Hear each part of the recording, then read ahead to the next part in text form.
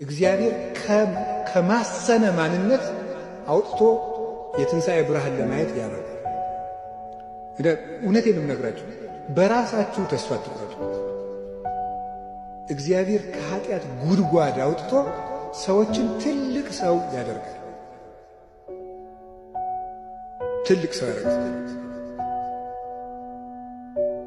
እና ደካማ የነበረውን ምንም እንደው ለጽድቅ እዚህ ግባ የማይባለውን ሰው ክርስቶስ ከለወጠው ጣዕም ያለው ጣዕም የሌለው ሰው ቁልቁል የወረደው ማለት ኃጢአት አውርዶ የሚጥል ነው። ኃጢአታችን በሚፈስ ሰዎች ከክርስቶስ ሲለዩ የወረዱ ይሆናል። ወድቀው መቀመቃት ይወድቃል።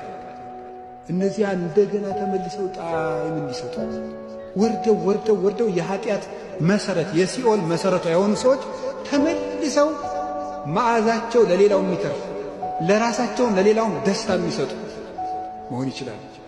ያልተረጋጉ ባካኞች የነበሩትን መልሶ እግዚአብሔር ለሰው ደስታ ጭምር እንዲሰጡ ያደረጋቸው፣ ሰው ጭምር የሚያሰቃዩ ለሰው ረፍት የነሱ ሰዎች ተመልሰው ለሰው ደስታ እንዲሆኑ ማድረግ ይችላል።